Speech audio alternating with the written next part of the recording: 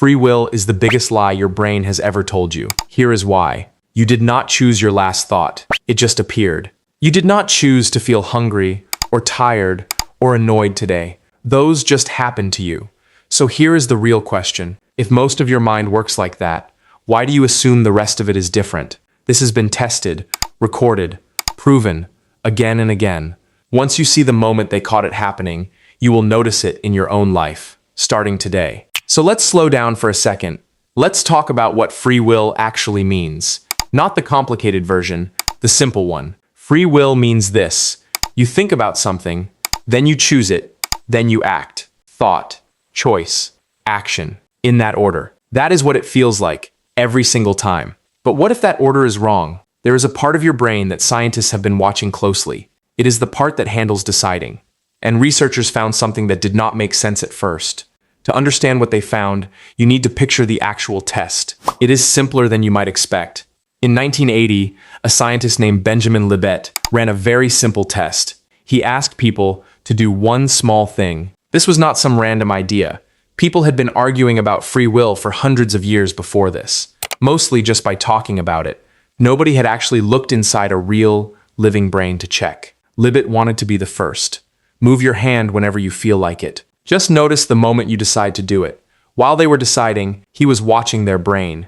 Specifically, a part of the brain that gets active right before we move. Think of it like a light switch with a tiny delay. The electricity starts moving through the wire a moment before the light actually turns on. You would never notice that gap in a light switch. It is too fast, and it does not really matter. Libet wanted to know if your brain had a gap like that too. It is called a readiness potential. Here is the strange part. That part of the brain lit up before people said they decided to move, sometimes by half a second, sometimes longer. Later versions of this test used even more sensitive equipment and found the gap could be even bigger than first thought, up to several seconds in some versions of the test. That means the choice was already happening before the person felt like they were choosing, not after, before. And the part of you that felt like it was deciding showed up late to its own decision. Think about reaching for your phone without meaning to. You probably do that several times a day. Did you really decide each time? Or did your hand just go? Most people never ask that question about their own hands. Some scientists have pushed back on this. They say the original test had a flaw in how it measured the exact moment of awareness. If the measurement is even a little off, the whole gap might shrink or even disappear. So the debate is not actually settled. Here is something interesting about that disagreement. Both sides are using real data, real brains, real careful measurement. Neither side is guessing. They just disagree about what the data actually proves. That happens in real science more often than people think. But here is what almost nobody disagrees on. Your brain is doing a huge amount of work before you ever notice anything. By the time a thought reaches you, the work behind it is already done. Imagine a kettle starting to boil. The water is heating up long before it actually whistles. By the time you hear the whistle, the real work already happened, quietly, underneath. Some scientists think your brain works a little like that. The decision quietly heats up first, and the feeling of choosing is just the whistle at the end. Quick one before we keep going. Think of the last small decision you made today. Do you actually remember choosing it, or did you just notice it happening? Just think about it. Then let's keep going. So, does that mean you are not really in control of anything? Not exactly. Some thinkers say the whole question was set up wrong from the start. They say free will was never about your brain working alone, with no past and no body. It was always about you, as a whole person, shaped by everything that came before. Your choices still come from somewhere, your memories, your habits, what you have learned, what you have felt. All of that is still you, just not the simple version most people imagine. Here is a simple way to picture it.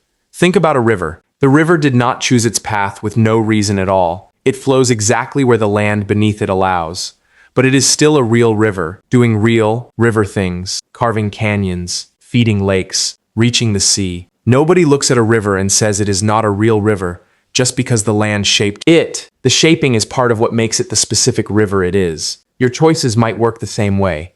You might be a little like that river, shaped by everything before you, still genuinely, actually you.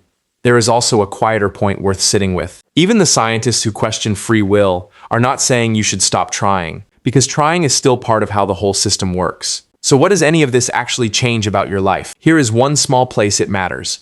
Think about the last time you felt really angry at yourself for a mistake. You probably told yourself you should have chosen differently. But by the time you were aware of the choice, the deciding part was already finished. That does not make the mistake disappear, but it might change how harshly you talk to yourself about it. Here is one more everyday example. Think about how hard it is to decide what to eat at the end of a long day. Earlier in the day, that same choice would have felt easy. Nothing about the food changed.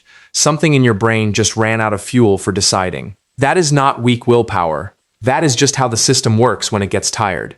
The same idea works the other way too. Think about something you are genuinely proud of. Some of that came from things you did not fully choose either. That does not make the achievement smaller.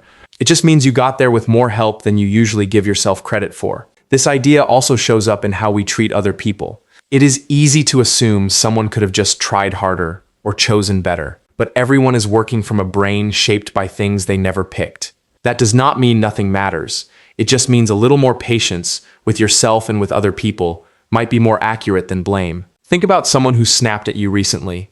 In the moment, it probably felt personal, but that snap came from somewhere too. A bad night of sleep, a hard week, an old habit nobody ever fixed.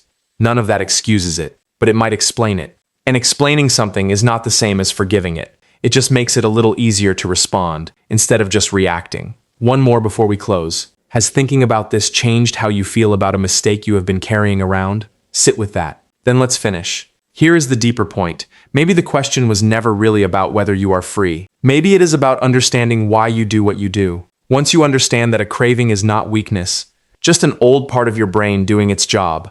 Once you understand that a bad mood might just be tiredness wearing a different face, you stop fighting yourself so much. You start working with yourself instead. Picture trying to quit a habit you do not like. The old way is just pure willpower, gritting your teeth, fighting it head on. That works sometimes, but it is exhausting. A different way is noticing what actually triggers the habit and quietly changing that instead of fighting the urge itself. Same goal. Much less exhausting way of getting there. That is not a small thing. It might be the most useful thing this whole question can actually give you. Not because the question gets fully answered. It probably never will be. Not completely. But you get something almost as good. A little more room to be human about being human. So, free will, maybe it exists, maybe it does not. Nobody has fully settled that. But you now know something most people never stop to learn. Your brain is working on your choices before you even notice them. That alone changes how you might treat yourself tomorrow. A little less blame, a little more patience. Both of those came from the exact same idea. Your brain works before you notice it working. That is true for you, and it is true for everyone you will ever meet. If this made you see your own mind a little differently, share it with someone who needs to hear it too. Subscribe to Avum. We ask the questions you stopped asking a long time ago.